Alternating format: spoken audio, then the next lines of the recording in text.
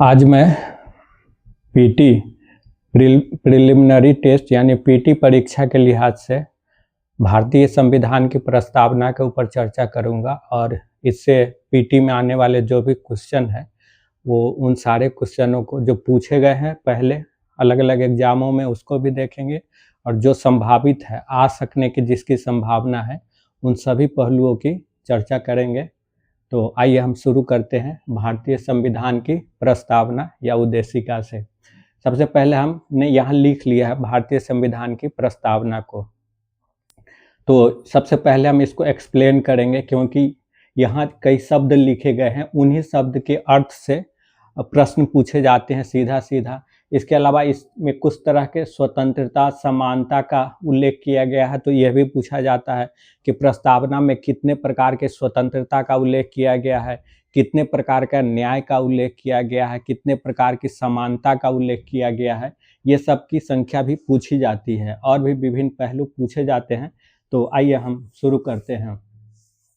एक चीज सबसे पहले तो आप ये समझ लीजिए कि प्रस्तावना किसी भी संविधान का प्रारंभिक परिचय होता है, यानी कि प्रस्तावना के माध्यम से उस संविधान के बारे में हम संक्षेप में, बहुत संक्षेप में ही, लेकिन उस संविधान के बारे में जान लेते हैं कि संविधान का उद्देश्य क्या है और ये किस रूप में कार्य करेगा। तो प्रस्तावना क्या है?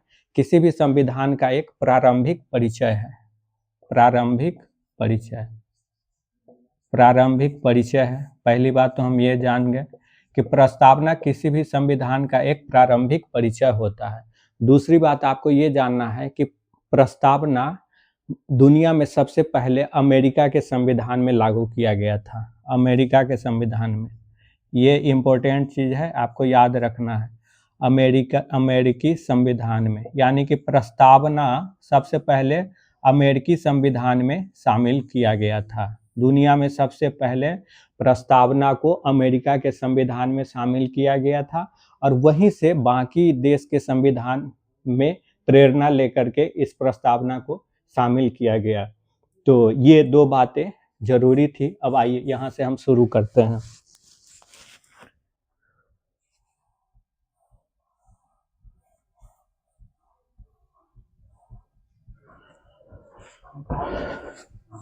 यहाँ लिखा है हम भारत के लोग, हम भारत के लोग, यानी कि हम भारत के लोग यहाँ लिखा है। इसका मतलब है कि बाकी जो भी चीजें हैं या इस प्रस्तावना के माध्यम से जो भी कहा जा रहा है, यह वो कौन कह रहा है?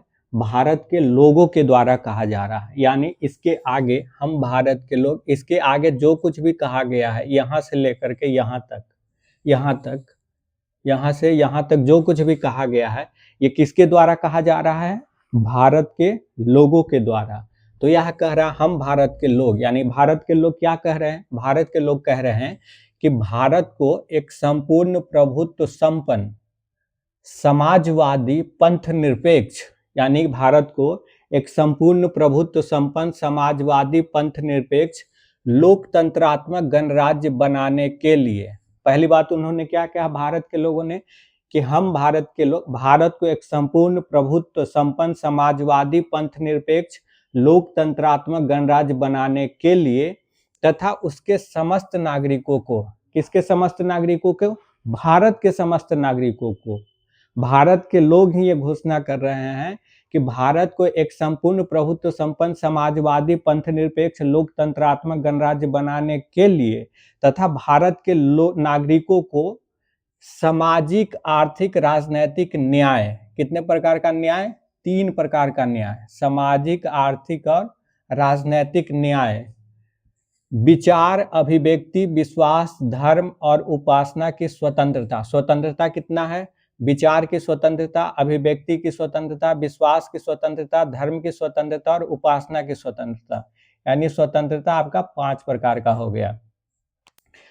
स्वतंत्रता और प्रतिष्ठा और अवसर की समता प्राप्त करने के लिए, समता कितना प्रकार का है? 2, प्रतिष्ठा और अवसर की समता, प्रतिष्ठा और अवसर की समता प्राप्त करने के लिए तथा उन सब में व्यक्ति की गरिमा और राष्ट्र की एकता और अखंडता सुनिश्चित करने वाली बंधुता बढ़ाने के लिए, यहाँ बंधुता शब्द कितने बार आया है? एक बार आया है बंधुता शब्द। बंधुता बढ़ाने के लिए दृढ़ संकल्प होकर अपनी इस संविधान सभा में आज तारीख 26 नवंबर 1949 मिति मार्गशीर्ष शुक्ला सप्तमी संवत 2006 विक्रमी। अब जो 26 नवंबर 1949 जो है उसी को हमारा जो अपना देश का जो गणना है, ईस्वी सन की गणना है, उसके अनुसार ये किस तारीख का है? मिति मार्गशीर्ष शुक्ला सप्तमी संवत 2006 विक्रमी। इसको आपको याद रखना, संवत 2006 विक्रमी को एतद द्वारा इस संविधान को अंगीकृत, अधिनियमित और आत्मार्पित करते हैं। अंगीकृत, अधिनियमित और आत्मार्पित करते हैं। ठीक है, तो अब देखिए, अब हम आगे भारत के लोगों ने क्या घोषणा किया है, भारत को कैसा बनाएंगे ये घोषणा किया है। संपूर्ण प्रभुत्व संपन्न समाजवादी पंथ निरपेक्ष लोकतंत्रात्मक गणराज्य बनाएंगे, ये भारत के लोगों ने घोषणा किया है। भारत के लोगों ने आगे क्या घोषणा किया है कि भारत के समस्त नागरिकों को 3 प्रकार का न्याय, सामाजिक, आर्थिक, राजनैतिक न्याय दिलाने के लिए 5 प्रकार की स्वतंत्रता, विचार, अभिव्यक्ति, विश्वास, धर्म और उपासना की स्वतंत्रता प्राप्त कराने के लिए 2 प्रकार की समता, प्रतिष्ठा और अवसर की समता प्राप्त करने के लिए तथा उन सब में व्यक्ति की गरिमा और राष्ट्र की एकता और अखंडता सुनिश्चित करने वाली बंधुता बढ़ाने के लिए। बंधुता एक बार है, तो बंधुता क्यों? बंधुता का उद्देश्य क्या है? बंधुता का उद्देश्य है व्यक्ति की गरिमा और राष्ट्र की एकता और अखंडता सुनिश्चित करना। बढ़ाने के लिए दृढ़ संकल्प होकर अपनी इस संविधान सभा में आज तारीख 26 नवंबर 1949 को मिति मार्गशीर्ष शुक्ला सप्तमी संवत 2006 विक्रमी को एतद द्वारा इस संविधान को अंगीकृत, अधिनियमित और आत्मार्पित करते हैं। यानी भारत के लोगों ने घोषणा कर दिया है कि भारत को ये सब भारत में स्थापित करने के लिए हम ये घोषणा कर रहे हैं। इसके माध्यम से ये सारी बातें भारत के लोगों के द्वारा कही गई है। तो अब हमने एग्जाम में जो बार बार पूछा जाता है वो ये कि भारत के संविधान में कितने प्रकार के न्याय का उल्लेख है, तो आपने देखा सामाजिक, आर्थिक, राजनीतिक न्याय। अब हम ऊपर से आते हैं धीरे धीरे नीचे। सबसे पहले हम यहाँ एक एक शब्द को समझते हैं। संपूर्ण प्रभुत्व संपन्न। संपूर्ण प्रभुत्व संपन्न का क्या मतलब हुआ? संपूर्ण प्रभुत्व संपन्न का मतलब हुआ कि भारत अपने आंतरिक मामलों में और बाह्य मामलों में, बाह्य मामलों का मतलब हुआ किसी देश के साथ किस प्रकार का संबंध रखना है, किसी अंतर्राष्ट्रीय मुद्दे पर क्या स्टैंड लेना है, इन सब मामलों में भारत का क्या स्टैंड होगा, भारत क्या निर्णय लेगा, ये भारत स्वयं से निर्णय लेगा। इसके बारे में किसी दूसरे देश का किसी हस्तक्षेप को भारत स्वीकार नहीं करेगा। यानी भारत अपने आंतरिक गृह मामले में और अपने विदेश मामले में खुद ही निर्णय लेगा और किसी भी दूसरे देश के या किसी दूसरे संगठन के हस्तक्षेप को स्वीकार नहीं करेगा। संपूर्ण प्रभुत्व संपन्न का मतलब यही हुआ।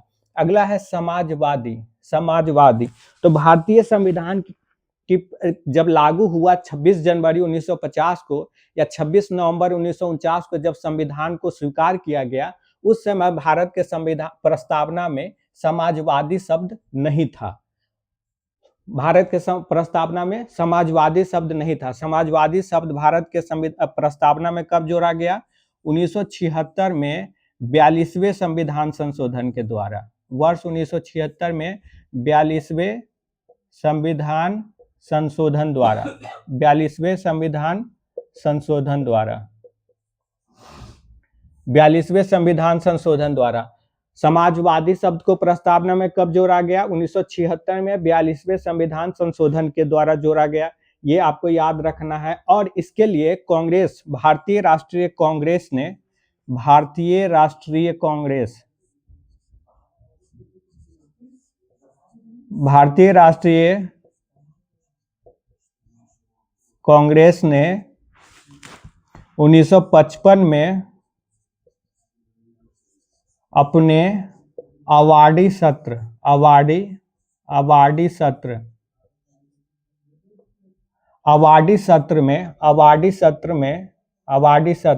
अवार्डी अधिवेशन हुआ था। भारतीय राष्ट्रीय कांग्रेस का 1955 में अवार्डी अधिवेशन हुआ था।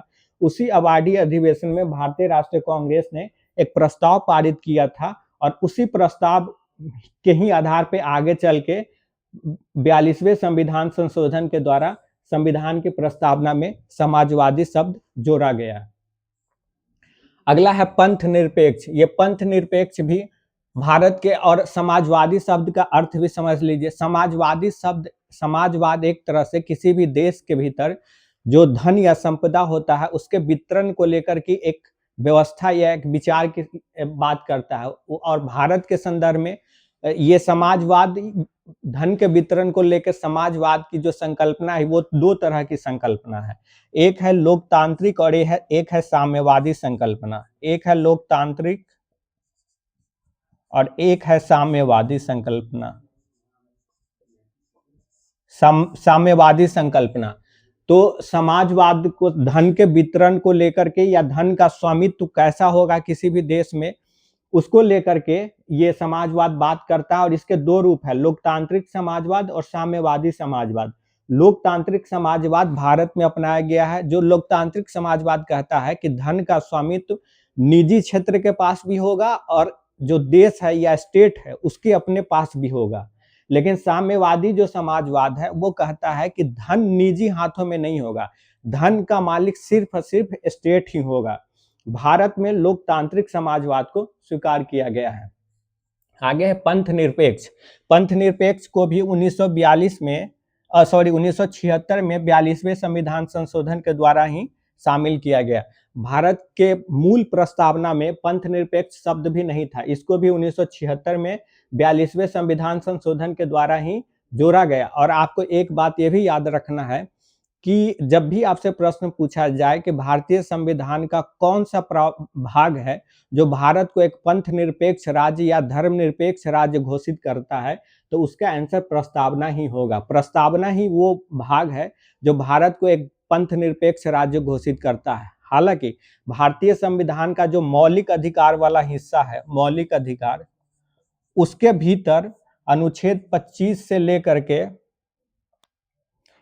30 तक में, अनुच्छेद 25 से 30 तक में कुछ ऐसे प्रावधान हैं जो भारत में एक तरीके से भारत में एक धर्मनिरपेक्ष या पंथ निरपेक्ष राज्य की संकल्पना ही है वो, क्योंकि यहाँ पे हर व्यक्ति को धर्म की स्वतंत्रता दी गई है। भारत के भीतर रहने वाले हर व्यक्ति को अपने धर्म को मानने, उसका आचरण करने, उसका प्रचार करने की स्वतंत्रता दी गई है। तो इस मामले में तो भारत पंथ निरपेक्ष राज्य देश पहले से था ही।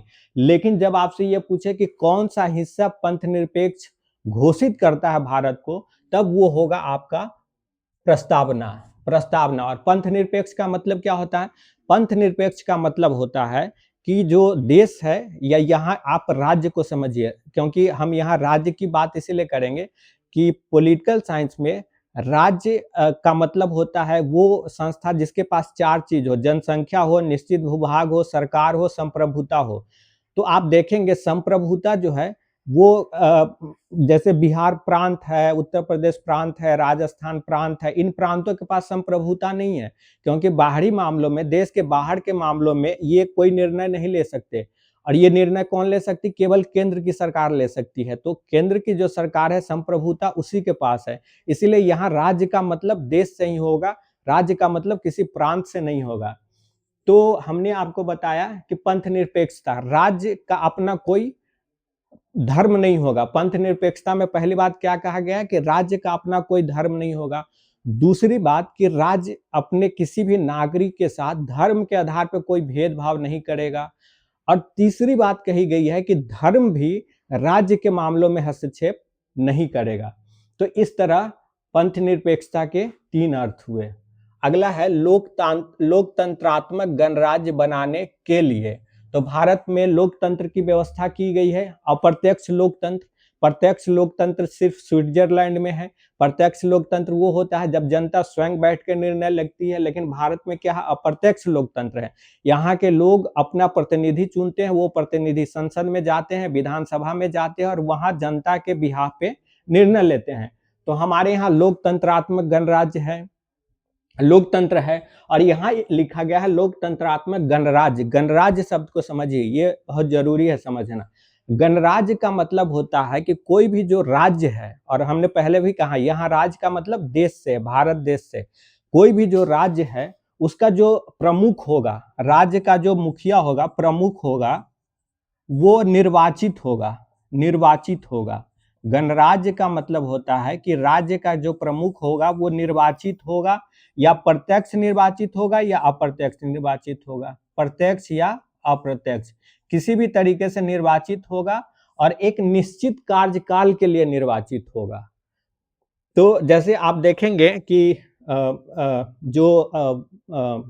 ब्रिटेन है, वहाँ जो राज्य का प्रमुख है और हमारे यहाँ जो राज्य का प्रमुख है, हमारे यहाँ राज्य के प्रमुख राष्ट्रपति हैं और उनका निर्वाचन होता है 5 साल के लिए, और वो निर्वाचन अप्रत्यक्ष तरीके से होता है। अप्रत्यक्ष क्यों? क्योंकि उनके निर्वाचन में संसद और विधानसभा के जो निर्वाचित सदस्य होते हैं, जिनको जनता चुनकर भेजती है, वही राष्ट्रपति के निर्वाचन में भाग लेते हैं, जनता प्रत्यक्ष रूप से भाग नहीं लेती है। लेकिन आप देखेंगे कि ब्रिटेन या जापान में जो राज्य के प्रमुख है, वो वहाँ राजतंत्र का सिस्टम है और वहाँ राज्य का जो प्रमुख होता है वो राजा या रानी होती है, और उनका जो मतलब उनका जो पद होता है वो किसी निर्वाचन के आधार पर नहीं तय होता है, वो वंशानुगत होता है। इसीलिए ब्रिटेन जो है वो लोकतंत्रात्मक गणराज्य नहीं है, वो वहाँ लोकतंत्र है लेकिन गणराज्य नहीं है। गणराज्य वहाँ इसलिए नहीं है क्योंकि उनके राज्य के जो प्रमुख है वो जनता द्वारा प्रत्यक्ष या अप्रत्यक्ष निर्वाचित नहीं है, बल्कि वो वंशानुगत होते हैं। जबकि हमारे यहाँ जो राष्ट्र के प्रमुख राष्ट्रपति हैं वो जनता द्वारा निर्वाचित होते हैं। तो गणराज्य का मतलब आपने समझ लिया। अब आगे कह रहा है कि उसके समस्त नागरिकों को, भारत के समस्त नागरिकों को सामाजिक, आर्थिक, राजनैतिक न्याय, 3 प्रकार का न्याय।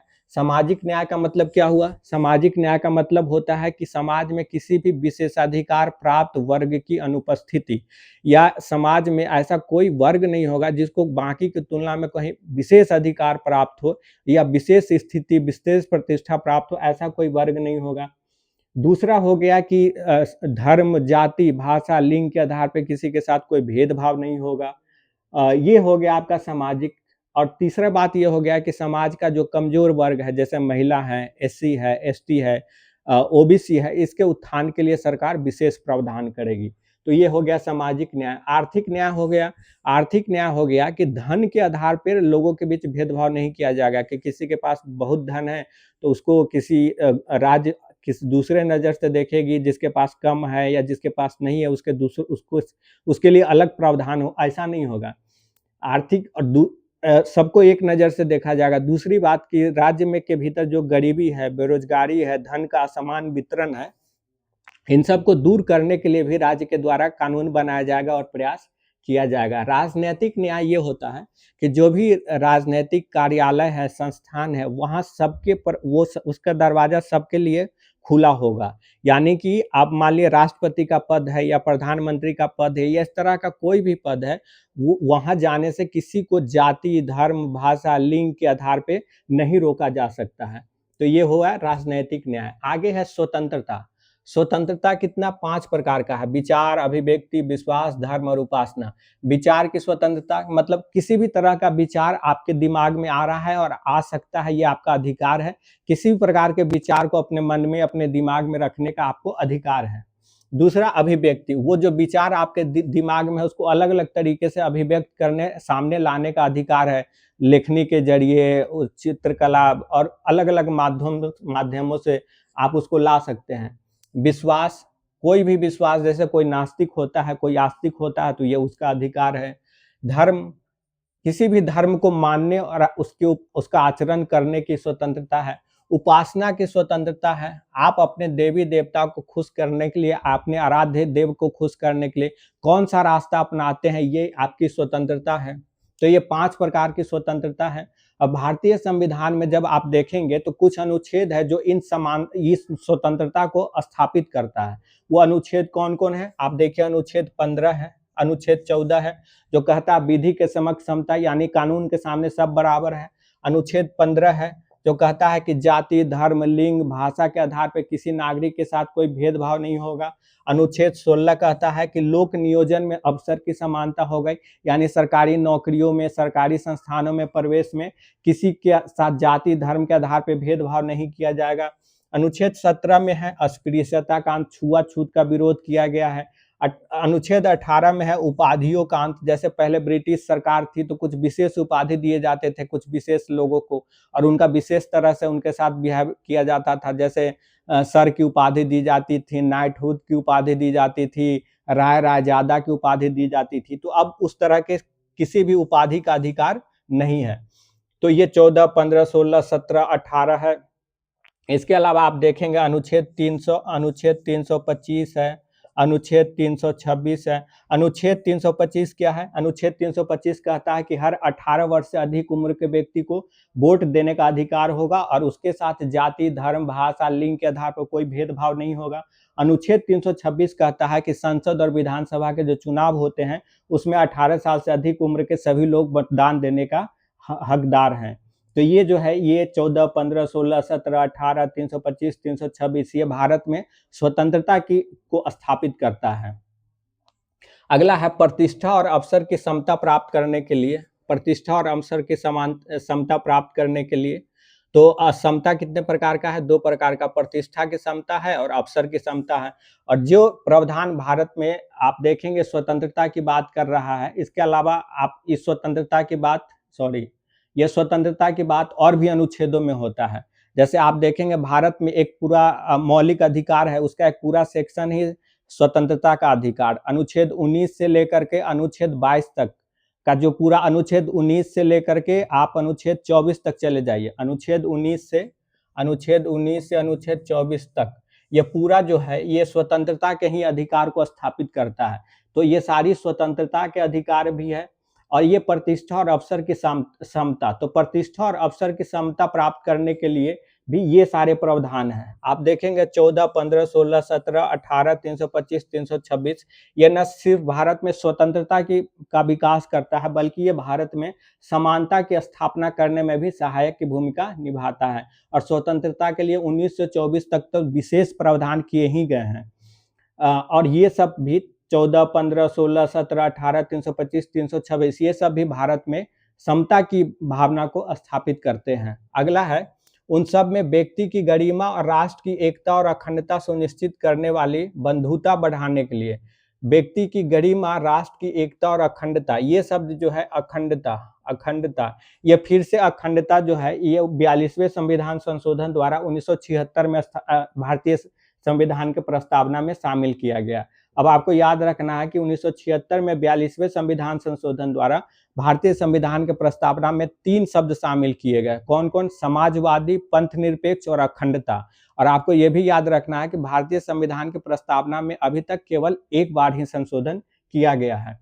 तो ये कह रहा है कि व्यक्ति की गरिमा, राष्ट्र की एकता और अखंडता सुनिश्चित करने के लिए, और राष्ट्र की एकता और अखंडता सुनिश्चित करने की बात आपको भारतीय संविधान के अनुच्छेद 1 में भी कहा गया है। अनुच्छेद 1 क्या कहता है भारतीय संविधान का? अनुच्छेद 1 कहता है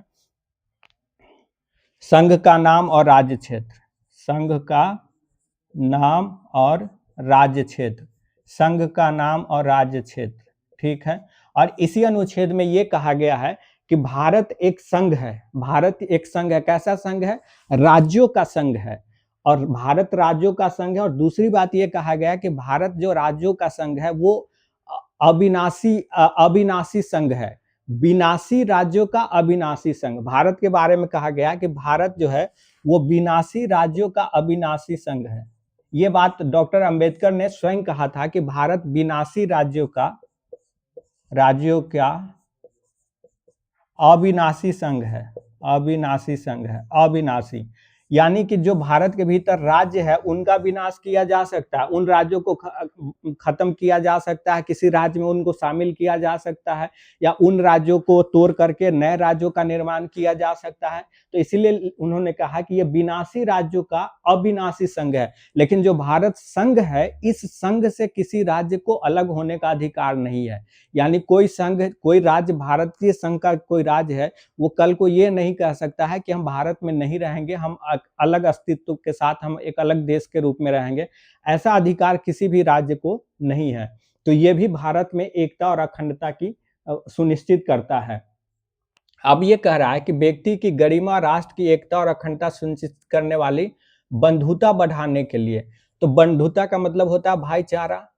तो है कि बंधुता जो भाईचारा बढ़ाना है उसका उद्देश्य क्या है? उसका उद्देश्य व्यक्ति की गरिमा सुनिश्चित करना, यानी हर व्यक्ति का सम्मान हो मानव के नाते, एक ये सुनिश्चित करना, और दूसरा राष्ट्र की एकता और अखंडता को सुनिश्चित करना। बंधुता बढ़ाने का उद्देश्य यही है। कुछ एक दो बातें और आप देखिए कि जो भारतीय संविधान में न्याय की बात है, सामाजिक, आर्थिक और राजनैतिक न्याय, ये बात आपको रूसी क्रांति से लिया गया है। रूसी क्रांति से आप जानते हैं कि 1917 में रूसी क्रांति हुई थी, तो ये न्याय, सामाजिक, आर्थिक, राजनीतिक न्याय जो है ये रूसी क्रांति का ही नारा था, और वहीं से प्रेरणा लेकर के इसको भारतीय संविधान की प्रस्तावना में शामिल किया गया है। तो अगर आपसे पूछे कि निम्न भारतीय प्रस्तावना या भारतीय संविधान का कौन सा हिस्सा रूसी क्रांति से प्रेरित है, तो वो है सामाजिक, आर्थिक और राजनैतिक न्याय। दूसरी बात आप जानते हैं कि 1789 में फ्रांस की क्रांति हुई थी, फ्रांस की क्रांति, और इसी फ्रांस की क्रांति में समानता, स्वतंत्रता और बंधुत्व का नारा दिया गया। तो भारतीय संविधान में जो समानता, स्वतंत्रता और बंधुत्व की बात कही गई है, बंधुत्व, इसके अलावा आप याद देखिए स्वतंत्रता और यहाँ समता, ये जो तीन बातें हैं, स्वतंत्रता, समता और बंधुत्व, ये 1789 के फ्रांस की क्रांति से ही प्रेरणा लेकर के प्रस्तावना में शामिल किया गया है। तो इसको भी आप ध्यान रखेंगे। तो आगे लिखा है, दृढ़ संकल्प होकर अपने संविधान सभा में आज तारीख 26 नवंबर 1949 को, यानी तारीख 26 नवंबर 1949 को भारत का संविधान बन करके तैयार हो गया, और इसके द्वारा इस संविधान को अंगीकृत, अधिनियमित और आत्मार्पित कर लिया गया। तो अगर आपसे पूछे कि भारतीय संविधान को किसके द्वारा अधिनियमित, अंगीकृत, आत्मार्पित किया गया, तो आप जवाब देंगे भारत की संविधान सभा के द्वारा। ये किसके द्वारा किया गया? संविधान सभा के द्वारा। संविधान सभा के द्वारा अंगीकृत, अधिनियमित और आत्मार्पित कर लिया गया। अब कुछ इससे जुड़े हुए कुछ फैक्चुअल इंफॉर्मेशन है जिसको हम देखते हैं, वो जानना आपको जरूरी है।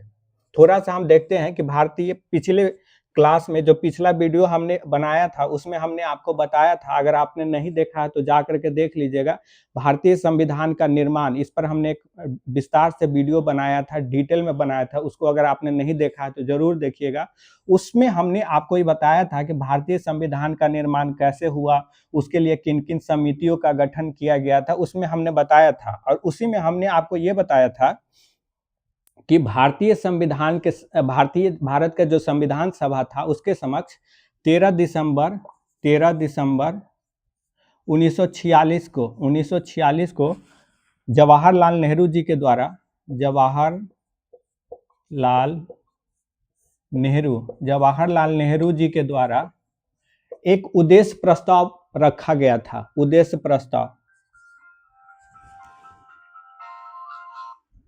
उद्देश्य प्रस्ताव रखा गया था। उद्देश्य प्रस्ताव, ऑब्जेक्टिव रिजोल्यूशन, उद्देश्य प्रस्ताव रखा गया था, जिसको हम अंग्रेजी में कहते हैं ऑब्जेक्टिव रिजोल्यूशन। कई बार एग्जाम में क्या होता है कि उद्देश्य प्रस्ताव की जगह आपको उद्देश्य की जगह ऑब्जेक्टिव ही शब्द का इस्तेमाल कर दिया जाता है, इंग्लिश वाला वो ऑब्जेक्टिव को हिंदी में इस तरह ऑब्जेक्टिव लिख देगा, ऑब्जेक्टिव शब्द लिख देगा। तो इसीलिए हमने बता दिया, इस चीज को आप ध्यान में रखिएगा, इसी का हिंदी होता है उद्देश्य। तो उद्देश्य प्रस्ताव 13 दिसंबर 1946 को जवाहरलाल नेहरू जी के द्वारा संविधान सभा के समक्ष उद्देश्य प्रस्ताव रखा गया था, और इस उद्देश्य प्रस्ताव को तैयार भी किया था जवाहरलाल नेहरू जी ने ही। तो ये भी आपसे पूछा जाता है कि भारतीय जो उद्देश्य प्रस्ताव थे उसको संविधान सभा के सामने जो रखा गया था उसको किसने तैयार किया? तो तैयार भी जवाहरलाल नेहरू जी ने किया था, और संविधान सभा के समक्ष ये उद्देश्य प्रस्ताव को रखा भी जवाहरलाल नेहरू जी ने था। तो ये उद्देश्य प्रस्ताव रखा गया था, और 22 जनवरी 1947 ईस्वी को, 13 दिसंबर 1946 को इसको रखा गया था, और 22 जनवरी 1947 को इसे संविधान सभा के द्वारा स्वीकार कर लिया गया था। जो उद्देश्य प्रस्ताव जवाहरलाल नेहरू जी के द्वारा संविधान सभा के समक्ष रखा गया 13 दिसंबर 1946 को, उसको विचार विमर्श के बाद संविधान सभा ने 22 जनवरी 1947 को स्वीकार कर लिया, और 22 जनवरी 1947 को ही संविधान सभा ने एक प्रस्ताव पारित किया, और उस प्रस्ताव के माध्यम से ये कहा कि हम भारत के लिए एक संविधान बनाएंगे। तो अगर आपसे यह पूछा जाए कि भारत की संविधान सभा ने कब यह निर्णय लिया, कब यह प्रस्ताव पारित किया कि हम भारत के लिए एक संविधान बनाएंगे, तो उसकी तारीख है 22 जनवरी 1947। तो ये आपने देख लिया। एक और चीज हम देखते हैं कि जो भारतीय संविधान की ये जो प्रस्तावना है इसके बारे में हमने आपको बता ही दिया है कि रूसी क्रांति और फ्रांस की क्रांति का इसके ऊपर क्या प्रभाव है। इसके अलावा हम देखते हैं अब इस प्रस्तावना को लेकर सुप्रीम कोर्ट के द्वारा अलग अलग समय में कुछ निर्णय दिए गए हैं प्रस्तावना को लेकर, तो उस निर्णय को भी हम देखते हैं। देखिए, सबसे पहले 1960 का एक केस है जिसको कहते हैं बेरुबारी वाद। 1960 में ये केस सुप्रीम कोर्ट के सामने गया था और इस बेरुबारी वाद में सुप्रीम कोर्ट ने कहा कि प्रस्तावना संविधान का हिस्सा नहीं है। सुप्रीम कोर्ट ने क्या कहा? प्रस्तावना संविधान का हिस्सा नहीं है। प्रस्तावना संविधान का हिस्सा नहीं है। संविधान का हिस्सा नहीं है। 1960 में बेरुबारी संघ मामले में सुप्रीम कोर्ट ने कहा कि प्रस्तावना संविधान का हिस्सा नहीं है। तो आपसे अगर पूछा जाए, यह पूछा भी गया है कि किस केस में सुप्रीम कोर्ट ने कहा कि प्रस्तावना संविधान का हिस्सा नहीं है, तो वो 1960 का बेरुबारी केस ही है। लेकिन इससे पहले 1950 में भी एक केस आया था। उसमें भी इसमें 1950 में एक केस आया था जिसको हम कहते हैं गोपालन वाद। इस केस में सुप्रीम कोर्ट ने कहा था कि प्रस्तावना जो है वो न्यायालय द्वारा प्रवर्तनीय नहीं है। न्यायालय द्वारा प्रवर्तनीय नहीं है मतलब न्यायालय के माध्यम से कोई जनता प्रस्तावना को लागू नहीं करवा सकती है। जैसे आपके मौलिक अधिकार का उल्लंघन होता है तो आप उसके लिए सुप्रीम कोर्ट में जा सकते हैं या हाई कोर्ट में। अनुच्छेद 226 के तहत अगर आपके मौलिक अधिकार का उल्लंघन होता है तो अनुच्छेद 226 के तहत आप हाई कोर्ट में जाएंगे और अनुच्छेद मौलिक अधिकारों का उल्लंघन होने पर अनुच्छेद 32 के तहत आप सुप्रीम कोर्ट में जाएंगे। ठीक है, अनुच्छेद 32 के तहत आप सुप्रीम कोर्ट में जाएंगे, अनुच्छेद 226 के तहत हाई कोर्ट में जाएंगे अपने मौलिक अधिकार को लागू करवाने के लिए। तो इस तरह आप भारतीय संविधान की प्रस्तावना के किसी प्रावधान को लागू करवाने के लिए सरकार से आप सुप्रीम कोर्ट में नहीं जा सकते हैं। इसीलिए कहा जाता है कि प्रस्तावना जो है वह वाद योग्य नहीं है या न्याय योग्य नहीं है। न्याय योग्य नहीं है या वाद योग्य नहीं है। न्याय योग्य नहीं है या वाद योग्य नहीं है। तो 1950 में गोपालन केस में पहली बार सुप्रीम कोर्ट ने कहा था कि प्रस्तावना प्रवर्तनीय नहीं है, या मतलब कि प्रस्तावना के एक प्रावधान को लागू करवाने के लिए आप सुप्रीम कोर्ट में नहीं आ सकते हैं। 1960 में बेरुबारी केस में सुप्रीम कोर्ट ने कहा कि प्रस्तावना जो है वो संविधान का हिस्सा नहीं है। लेकिन 1973 का जो केस है आप इसको ध्यान रखिएगा। 1973 का बहुत इंपॉर्टेंट सुप्रीम कोर्ट का केस है 1973 ईस्वी का, जिसको कहते हैं केशवानंद भारती केस। केशवानंद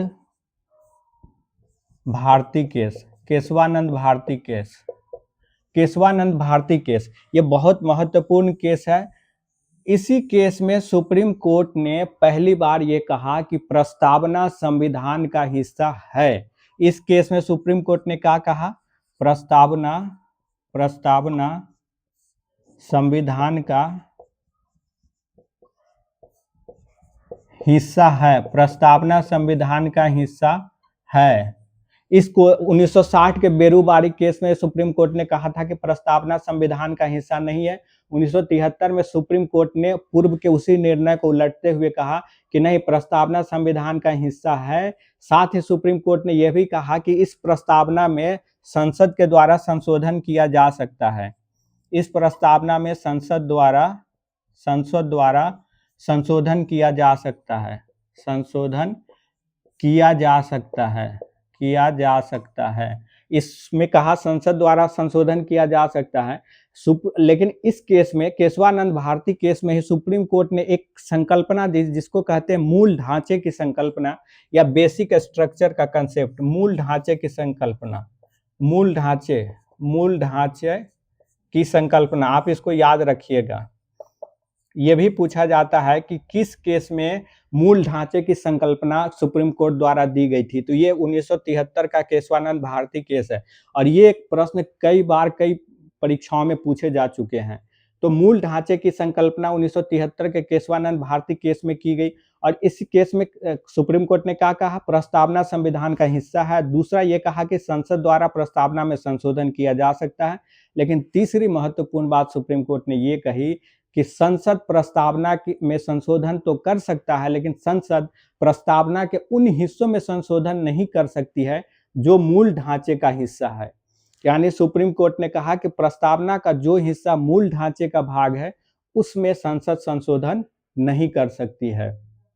इसके अलावा 1994 का एक और केस है, बोमई केस, जिसको हम कहते हैं बोमई केस। यह भी प्रश्न पूछा गया है पीटी के एग्जाम में। इस बोमई केस में भी सुप्रीम कोर्ट ने उसी बात को दोहराया जो 1973 के केशवानंद भारती केस में कहा गया था कि प्रस्तावना संविधान का हिस्सा है और इसमें इसके जो मूल ढांचे वाला हिस्सा है प्रस्तावना का, उसमें संसद संशोधन नहीं कर सकती, बाकी हिस्से में प्रस्तावना के संसद संशोधन कर सकती है। तो ये रहा आपका प्रस्तावना। और आपको अगर वीडियो पसंद आया हो तो आप इसको ज़रूर अधिक से अधिक शेयर कीजिएगा और आपने अगर चैनल सब्सक्राइब नहीं किया है तो सब्सक्राइब जरूर कर लीजिए। आगे हम फिर किसी टॉपिक के साथ आपके साथ उपस्थित होंगे।